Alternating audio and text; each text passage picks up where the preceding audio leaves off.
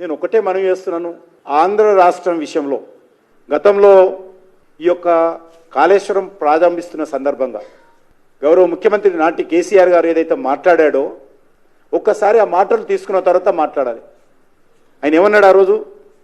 రెండు తెలుగు రాష్ట్రాలలో గుణాత్మకమైనటువంటి మార్పు వచ్చింది, భేషజాలు లేవు, బేసిన్ల గొడవ లేదు, అపోహలు లేవు. ఆయన ఉపన్యాసం కోట్ చేస్తున్నాను. భేషజాలు లేవు, బేసిన్ల గొడవ లేదు, అపోహలు లేవు, వివాదాలు అక్కర్లేదు. వివాదాలే కావాలనుకుంటే మరో తరానికి కూడా మనం నీళ్ళు ఇవ్వలేమని ఆ రోజు కేసీఆర్ అన్నాడు. ఇంకొక మాట అన్నాడు, తెలంగాణ ముఖ్యమంత్రి ఆంధ్ర ముఖ్యమంత్రి వ్యక్తిగతంగా ఆలోచించరు, ప్రజల కోసమే ఆలోచిస్తారు. ప్రజలు నమ్మి మాకు ఓటేశారు, వారికి మేలు చేయడమే మా బాధ్యత. రెండు రాష్ట్రాలు కలిసి నడిస్తేనే ప్రగతి. తెలంగాణ ఆంధ్రప్రదేశ్ రాష్ట్రాలకు సంబంధించినటువంటి అనేక విషయాల్లో గుణాత్మకమైనటువంటి మార్పు వచ్చింది. పూర్తి అవగాహనతో పరిస్థితిని సంపూర్ణంగా అర్థం చేసుకుంటూ రెండు రాష్ట్రాల ప్రజలు మనవారే అనే భావనతో ముందుకు పోవాలని నిర్ణయించుకున్నామని మరి ఆ రోజు చెప్పారు.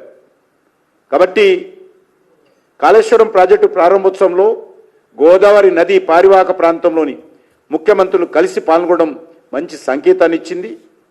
మహారాష్ట్ర సంయోధ్య కుదుర్చుకోవడం ద్వారా కాళేశ్వరం ప్రాజెక్టు నిర్మించుకోగలిగామని కేసీఆర్ అన్నాడు. మరి అటువంటి పార్టీ ఈరోజు అదే స్ఫూర్తితో పోవాలి, అదే నిర్మాణాత్మకంగా ఉండాలి. ఈరోజు ఇంకోల మీద రాళ్ళు వేయడం కాదు. కాబట్టి వాళ్ళ రకంగా వాళ్ళ అధికారం ఉన్నప్పుడు రోజు 3 TMCల నీరు తన్నుకపోతుంటే ఈయన ఫామ్ హౌస్లో ఉన్నాడు. ఆ రోజు ఏం మాట్లాడలేదు. కాబట్టి వాళ్ళ వైఫల్యాలన్నీ కళ్ళ ముందు కనిపిస్తూ ఉంటే వాళ్ళ కట్టినటువంటి ప్రాజెక్టులు అందరూ కూడా ఈరోజు మరి ఏ రకంగా ప్రజల ముందు చులకనైపోతూ ఉంటే ప్రతి దానికి భారతీయ జనతా పార్టీ మీద విమర్శించడము ఈ రెండు పార్టీలకు అలవాటైపోయింది. అయిన దానికి కాని దానికి బీజేపీని విమర్శించడము, మీకు ఓట్లేసినటువంటి ప్రజలకు మీరు న్యాయం చేయకుండా చేతులు దులుపుకునేటువంటి ప్రయత్నము, బాధ్యతలను తప్పించుకునేటువంటి ప్రయత్నము, అవతలి వాళ్ళ ముందు రాళ్ళు వేసేటువంటి ప్రయత్నము, బట్ట కాల్చి ముఖాన వేసేటువంటి ప్రయత్నము ఈ రెండు పార్టీలు చేస్తూ ఉన్నాయి. కాబట్టి ఇప్పటికైనా నేను తెలంగాణ ఉన్నటువంటి అన్ని రాజకీయ పార్టీలు కూడా ఈ రకంగా ఒకరి మీద ఒకరు బురద జల్లే ప్రయత్నం కాకుండా అందరం కలిసి తెలంగాణ రాష్ట్ర ప్రయోజనాలు కాపాడే దిశలో మరి ఏవైతే గతంలో ఉన్నటువంటి గైడ్లైన్స్ ఉన్నాయో, డైరెక్షన్స్ ఉన్నాయో, గతంలో ఉన్నటువంటి మార్గదర్శకాలు ఉన్నాయో వాటి ఆధారంగా మనము వివరించాలి తప్ప ఈ రకంగా అవకాశం దొరికిందని రాజకీయపరమైనటువంటి లబ్ధి కోసం మాట్లాడితే ఏమాత్రం న్యాయం కాదని సందర్భంగా మనం చేస్తాను.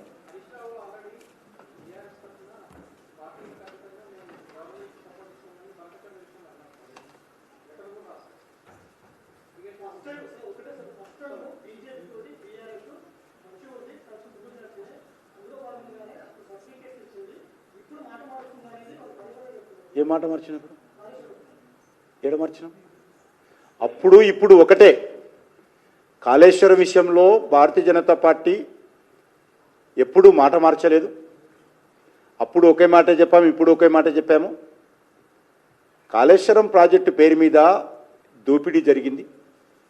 కాళేశ్వరం ప్రాజెక్టు ఫైనాన్షియల్గా కానీ టెక్నికల్గా కానీ ఫీజిబిలిటీగా లేదనే విషయం చాలా స్పష్టంగా ఆ రోజు చెప్పాము. నేను ఒక్కరే చెప్పాలా, తెలంగాణకు సంబంధించినటువంటి అనేక మంది ఈ యొక్క ఇరిగేషన్కి సంబంధించినటువంటి ఎక్స్పర్ట్స్ వాళ్ళు పదే పదే స్పష్టం చేసిన విషయాన్ని మనం చేస్తున్నాం.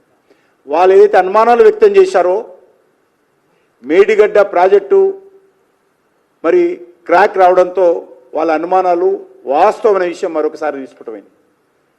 కాబట్టి చాలా స్పష్టంగా భారతీయ జనతా పార్టీ స్టాండులో మార్పు లేదు. బీఆర్ఎస్ అధికారం ఉన్నప్పుడు కాళేశ్వరం పైన సిబిఐ దర్యాప్తు జరపాలని కోరాం మేము. అలా జరిగినటువంటి అవకతవకల విషయంలో ఆ రోజు కాంగ్రెస్ పార్టీ కూడా సిబిఐ దర్యాప్తు జరపాలని కోరింది. కానీ మా స్టాండు మారలే, కాంగ్రెస్ పార్టీ స్టాండు మారింది.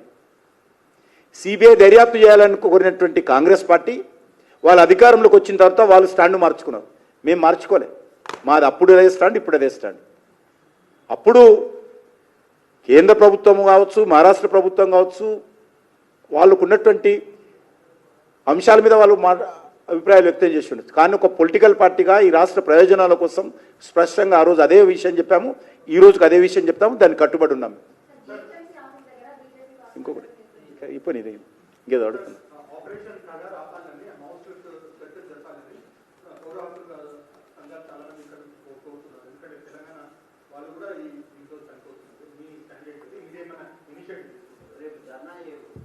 తప్పలేదు, చేయాలి వాళ్ళు. నేను అనేది ఒకటే కోరుతా ఉన్నాను, ఆపరేషన్ కగార్ విషయంలో కేంద్ర ప్రభుత్వం కానీ ఛత్తీస్గఢ్ ప్రభుత్వం కానీ వాళ్ళందరూ ఎవరైతే అజ్ఞాతంలో ఉన్నటువంటి మరి నక్సలైట్లు ఉన్నారో వారు జనజీవన స్రవంతిలోకి రావాలని చెప్పి పిలుపునిచ్చారు. ముఖ్యంగా మనం ఇన్ని సంవత్సరాలు చరిత్ర చూశాము, హింస ద్వారా, రక్తపాతం ద్వారా, తుపాకీ గొట్టం ద్వారా సమాజంలో మార్పు రాదనే విషయం అనేక మంది ఐఏఎస్ ఆఫీసర్సు, ఐపీఎస్ ఆఫీసర్సు, శాసనసభ్యులు, మాజీ శాసనసభ్యులు, అనేక మంది వందల మంది పోలీస్ అధికారులు, లేక కౌంటర్లో, ఎన్కౌంటర్లో ఇతర నక్సలైట్లు కూడా చనిపోతూ ఉన్నారు. దీని ద్వారా ఎవరికి ఏ లాభం ఉండదు. కాబట్టి ఇప్పటికైనా ఖచ్చితంగా ఆయుధాలన్నీ వదిలిపెట్టి మరి ముందుకు రావాల్సినటువంటి అవసరం ఉంది.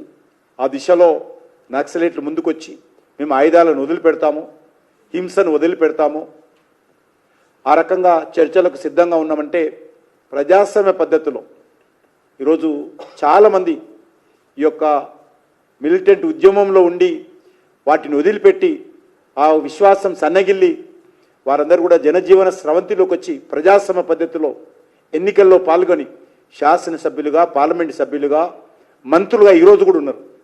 కాబట్టి దిశలో అందరూ రావాల్సినటువంటి అవసరం ఉంది. కాబట్టి మార్పు రావాలంటే ఒక హింస ద్వారానే మార్పు రాదు. ప్రజాస్వామ్య పద్ధతిలో అనేక పోరాటాలు ఉన్నాయి, అనేక రకాల ఆలోచన విధానాలు ఉన్నాయి. ఆ దిశలోనే ముందుకు రావాలి తప్ప మరి ఎలిమినేషన్ అనేటువంటి పద్ధతితోటే మేము హింస చేస్తామంటాం సమంజసం కాదు.